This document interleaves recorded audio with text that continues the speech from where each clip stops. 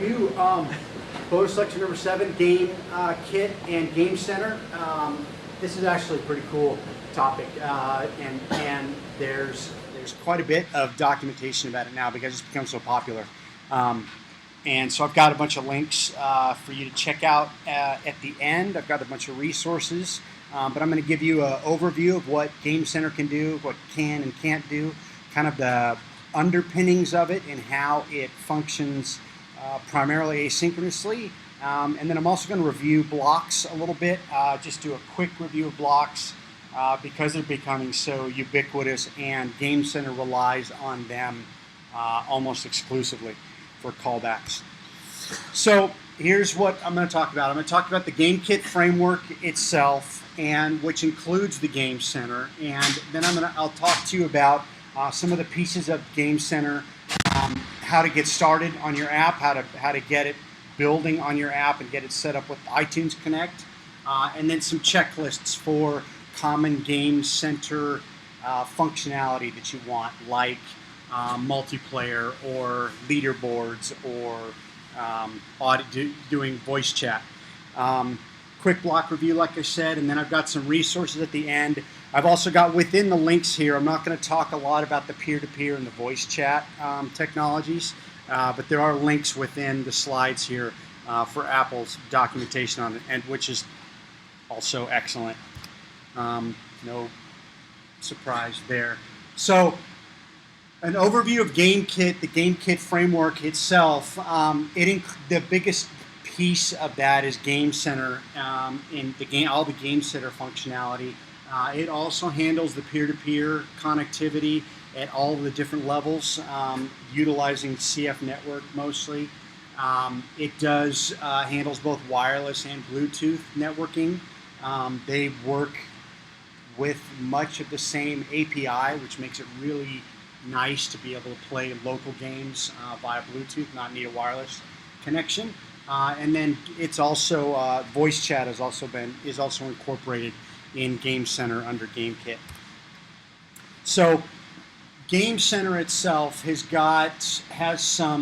provides mainly the functionality that it chiefly provides is authentication, missing a bullet point, leaderboards, high score lists, shareable online synchronized high score lists, achievements that you can set up ahead of time, and I'll show you an example of that, and then multiplayer especially in terms of matching with your friends or advertising a server that you're setting up for your game, or being able to go. Well, I'll talk about that in a second. Some more about the matchmaking stuff in a second, and then the peer-to-peer networking as well.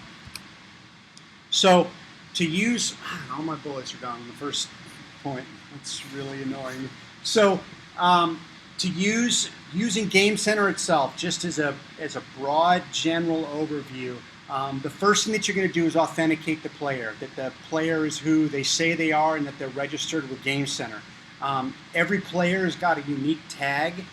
They can have multiple aliases, but everybody is recognized uniquely under Game Center, and there's a whole authentication layer that's involved with that. It's all abstracted away from you, so you don't have to do really anything with it. It's a pretty secure and pretty well abstracted package. So you can take a look at that and how that works. Use a view controller to manage your interface. Game Center relies on presenting sheets and panels and alert dialog boxes and things. You've probably seen it if you played Game Center based games where you have not only your name and your password, but also when you get notices about an achievement or welcoming you back when you come in. So it's necessary to have a view controller. Some people initially thought, well, I can do away with all of that stuff because I'm just doing low-level OpenGL. I don't need it. You actually do need to. It is required to have a view controller. All of the Game Center operations, anything that needs to send and retrieve data, mostly from the Game Center server, like matching with your friends or posting scores to the leaderboard, it's all asynchronous. So you fire off a message and you send some data, and then you wait for the then you asynchronously wait for the reply to come back. And I'll show you. It's very elegant the way that they handle that, and I'll show you an example of that in a second. And then you also need to be prepared to handle network failures. So whether that is the network connectivity dropping off, or you're also able to need to be able to handle partial data too. So if you have large packets of information that's coming in and the network connection gets dropped, you'll get notified that the connection was dropped, but you'll also have access to some of the first part of the data that actually came in, that actually was successfully transferred. So there is some thought process that needs to go into that, and some design, and overarching design that goes into your network connectivity. And I'll talk about that when I talk about the multiplayer stuff here in a second.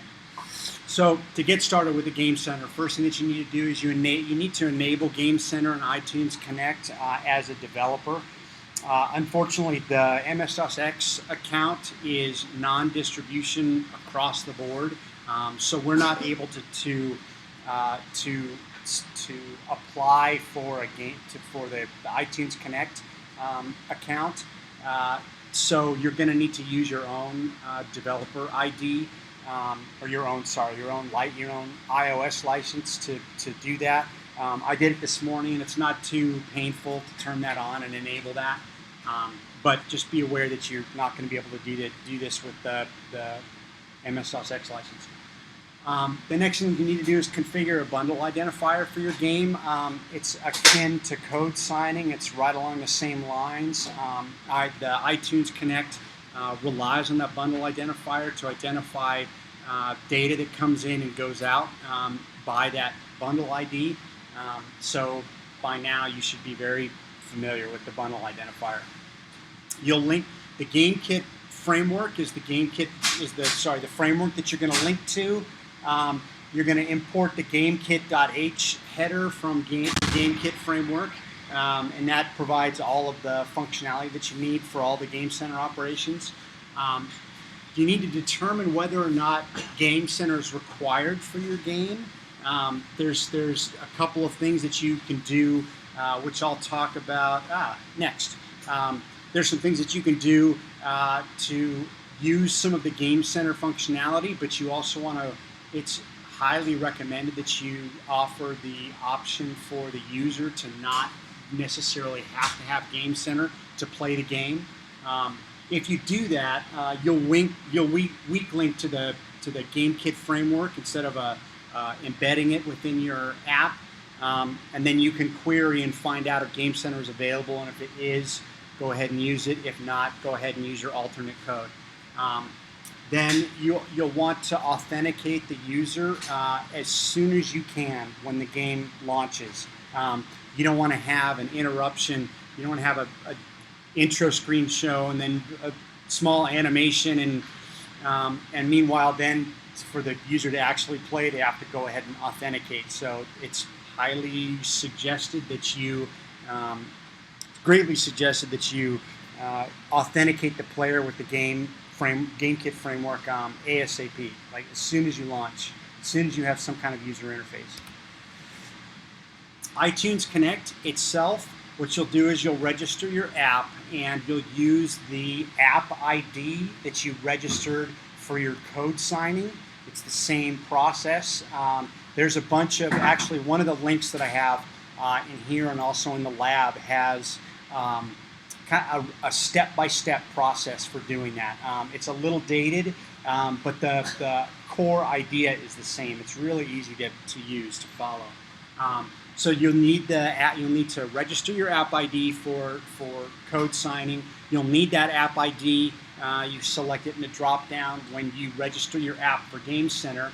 Then you'll also create your leaderboards and achievements there, which is actually kind of cool. They have, hello, Wiki. They have a whole interface for setting up your leaderboards, setting up All of the achievements, you specify when achievements happen, how many points they should get. Let's see here, they're just going to be kind to me. The leaderboard, you'll specify your score format, if it's in floating point numbers or percentages, the single and plural nouns that you use. So here's an example of a leaderboard that I set up for this demo app called High Scores, and it's got, it's killing me. So you set up the format of the type of score that you're going to be sending, whether or not you've got a range on your score. You set an image, an icon for it. The same thing goes for achievements. You do the same thing where you can specify points that you get for achievements. It's pretty cool, actually, the way that they have it all set up. And you think about these ahead of time, and they're presented to the user, and then they can automatically see all of the achievements that are available for your application and their progress on it. Sometimes they're really slow.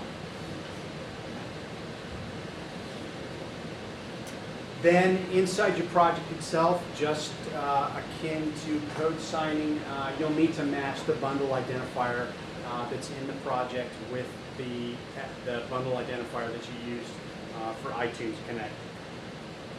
So to set up a leaderboard and to use the leaderboard functionality, they also provide a checklist for that. Authenticate the local player right off the bat. Decide how you want the game to calculate scores and what kind of format your scores are in. There's a really wide range.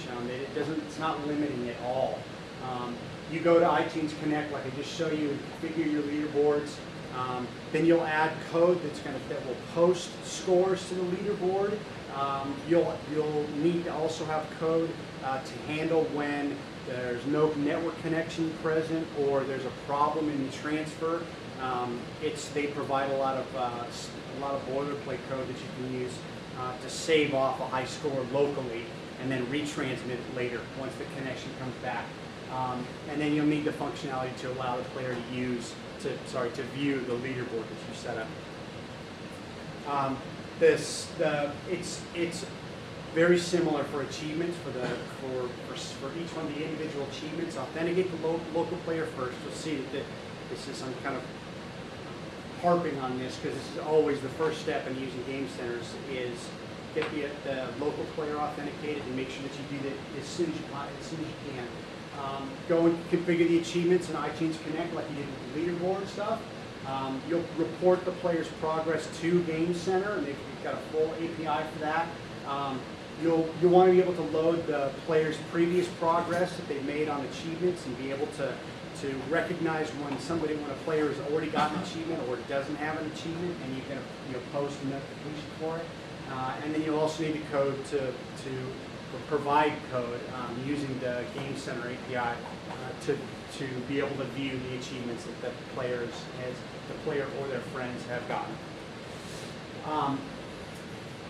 So multiplayer, there's two kind of big chunks to multiplayer. One is the matchmaking API, and that is being able to invite your friends into games, to look for new games, to look for group games, and to limit the availability of games to certain groups if you want to. First thing, authenticate the local player again, displaying the matchmaking screen to the user, and there's a ton of API for that. You'll need code that's going to process the invitations as they come in and decide if you want to actually accept invitations as they come in, or notify the user, or just drop them if say you don't want your game to be interrupted and have somebody have their friends send an invitation. There's some optional things that you can do with the matchmaking too. You can add some code to programmatically find matches for you, which is pretty cool. It's beyond the scope of this to really talk about a lot of those, but it's in the documentation.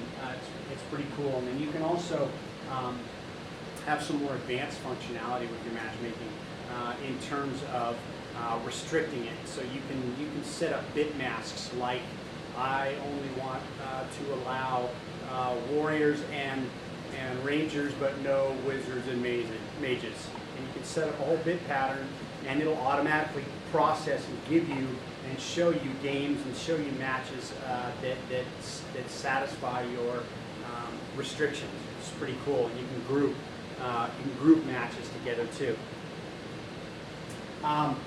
For multiplayer itself, it's pretty involved. There's some sample code in the end of this and in the lab GK tank that takes advantage of a lot of this stuff, and I highly recommend it if you want to do some multiplayer networking code with Game Center, that you take a look at that. It's really well written. So the first thing that you'll do with multiplayer is use the matchmaking service to begin with, right off the bat. And that includes authentication, of course. So everything that was on the last slide, you'll do that first and set up the matchmaking service or communicate with the matchmaking service, and then you're going to all of your communication goes through a GK match object. You will create those objects as you match up with other players. All of your communication goes through that object. That's the conductor for all of your communication. You'll need to write code that essentially turns your game data into a recognizable blob of bytes that can be pulled apart on the receiving end and vice versa. It's data. That's it. They don't put any kind of restrictions to how you format the data, and having some kind of API that you're restricted to, and being able to send data. So it's totally up to you, which gives you a lot of freedom. It's a little bit more work, but gives you infinite freedom in the amount of or the format of your data structures that you send back and forth. There's two different types of connections. There's reliable and unreliable, UDP, TCP, IP, and they recommend, just to give you kind of a feel for it, they recommend for unreliable connections to limit yourself to 1,000 bytes, and for reliable, is it 1,000 bytes? What did I say? Just look this up. 1,000 bytes, 87K for reliable. I think I'm getting that backwards. Is this in GK match? Yes. Okay, thank you. So there's different sizes.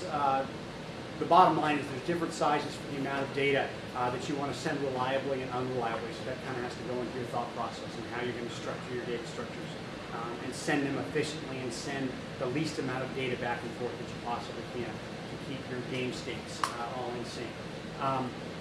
You will set up a GK match delegate object.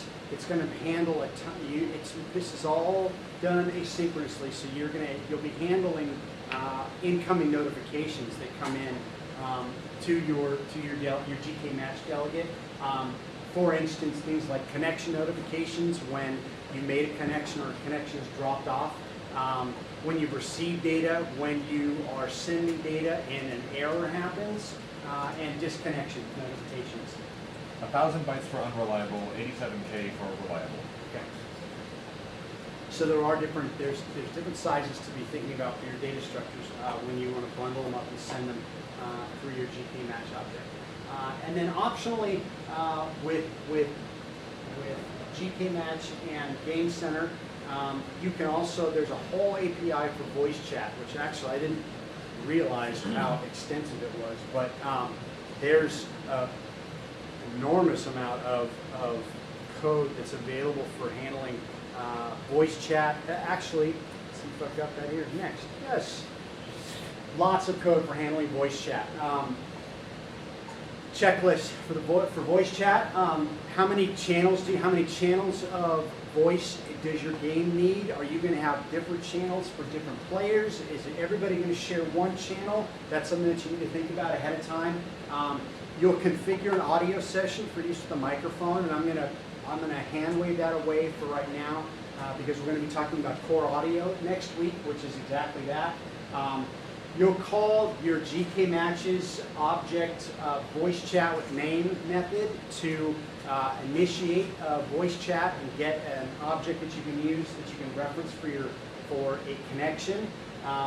You'll call start on that object, and depending on how you set it up to be push to talk or continuous, always on, that will begin the session. You'll need to enable the microphone for that specific channel, so you can have your microphone associated with different channels at different times. It's really extensive. It's amazing. Being able to enable and disable voice chat is really important to consider for a user interface. And then, like I said, push to talk or continuous sample. And then some optional things you can do with voice chat. You can implement an update handler so that you can know when somebody starts or stops talking, or somebody drops off or turns on their mic, or starts talking or disconnects from the network. That's how you see some of the, like, Skype or any voice chat nowadays will show you the microphone on, so that you can tell when the hardware is working. If maybe you can't hear the sound, maybe it's a volume problem as opposed to the hardware.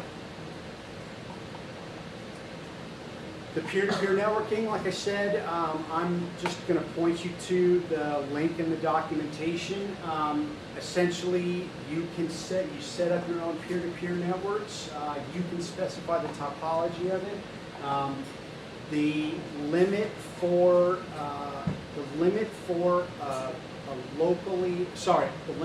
a hosted session through Game Center is, if you're using Game Center as a host, is 4 units. If you've set up your own server, and they've got all documentation for doing that, you've set up your own server, it's 16 at it simultaneously. And then there's more on the voice chat in the documentation. I highly recommend you take a look at that. It's amazing, and I didn't realize because I haven't seen very many games that actually use it, but it's amazing the rich functionality that exists for it. Very quick review on blocks. They're new. A lot of people haven't used them very often, and so the syntax can be really squirrely. So the reason that they exist in the first place is it's a lambda. Bottom line, it's a lambda. It's a way to incorporate and encompass the current environment in a function that you don't have to write a separate function for and pass the data around. It knows about the enclosing environment's variables, enclosing scope variables, and then you can also, and actually I didn't even know this, you can actually specify variables. You can specify inside of a block that the block itself is able to modify the outer scope variables, which is pretty cool. So some examples of where they're used: completion handlers when something is finished and you don't want to sit there and have to pull and wait for it, or sit in a spin loop or spin lock waiting for it. Notification handlers, same idea. Error handlers, so that you don't necessarily have to write separate error code for all of your methods. You can handle a lot of errors right then and there, and deal with it right then and there. Enumerating over lists, and actually there's a really cool, I'll post it on Piazza, there's a really cool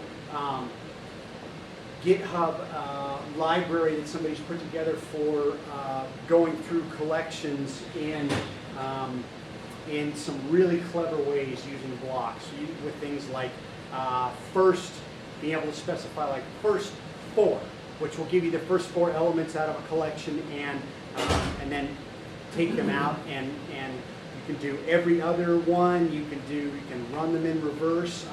Provides a whole bunch of really cool functionality for iterating through a collection, and I'll post a link for that.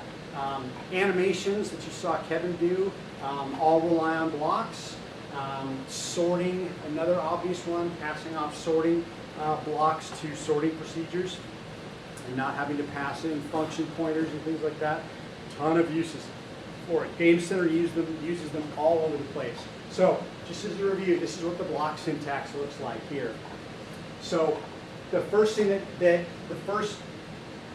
I'm going to show you an out-of-line version and an in-line version. And this is the out-of-line version. And this helped me understand it even more, just because I was able to see the syntax kind of in a larger sense. So you've got your return type and your function parameter types, which is identical to a function declaration. The only thing that's different here is you've got the caret in front of your function name, and it's surrounded by parens. So this should look a lot, actually, yeah, this is the slide. This should look a lot like declaring a function pointer. It's the same idea, and that's why I went with the syntax like this, because it's so similar to that. Here's the actual, let's see, I put these in. There's the name of the block, the caret surrounded by parens. Those are the parameters. And then this is the start of the actual block itself. And so keep this in mind when you see the next slide. So this is the actual declaration of the block itself. It's just a hat and caret and the parameters that are able to pass into the block. And this is the actual code of the block itself, surrounded by braces.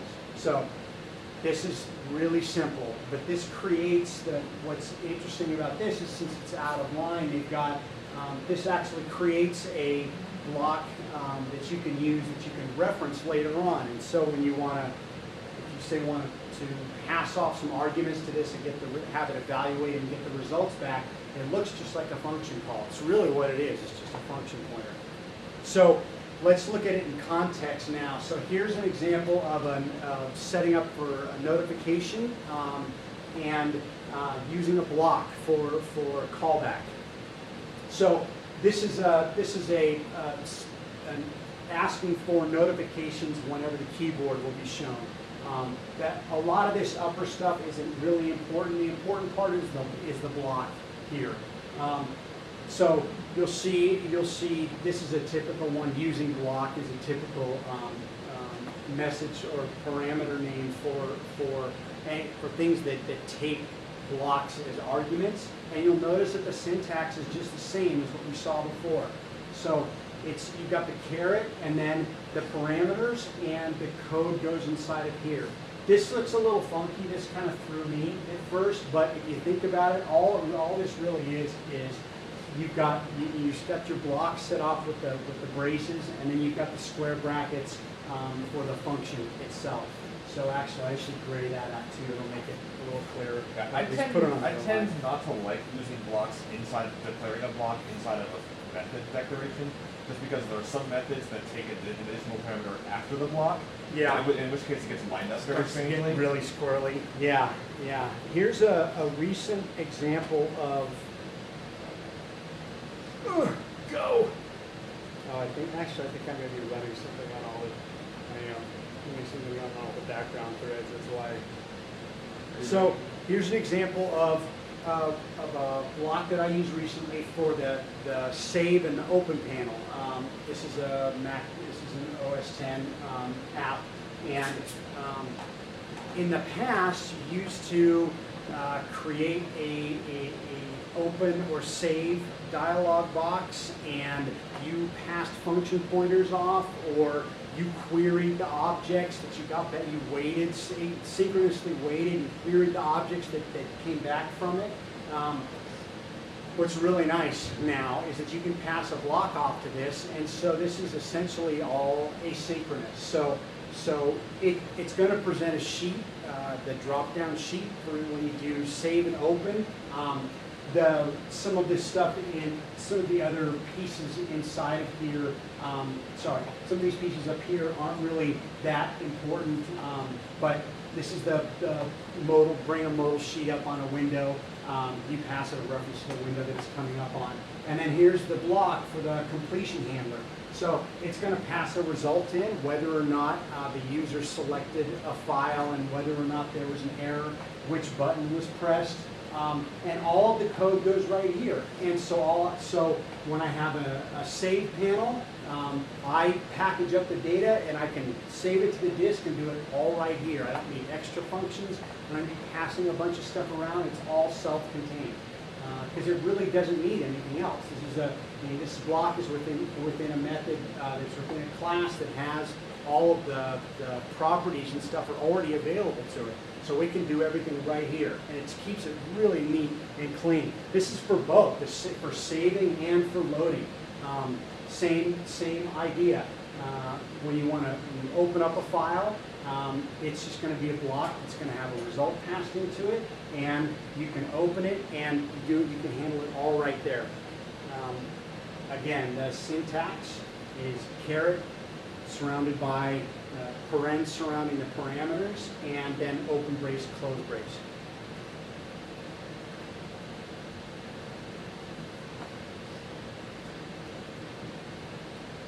So the resources at the end of the slides here is the GameKit programming guide. That's kind of like the reference tome for GameKit. There's an overview which will go more in depth on the things that I touched on today. There's also a link to that's a really short kind of refresher from Apple in blocks and Objective-C. And then there's the iTunes Connect Developer Guide. Once you, if you're going to use your own developer license, this really becomes helpful in kind of navigating. It's a bit more of a rich experience than just generating an app ID. So this actually becomes really helpful. The lab today is there are 2 tutorials that are introductions to Game Center, achievements and leaderboards, and then I've also posted the sample code, some of the GameKit sample code from Apple. One of them is achievements and leaderboards, and the other one is a multiplayer tank game, which I'm compiling and I want to check out. Questions? Cool.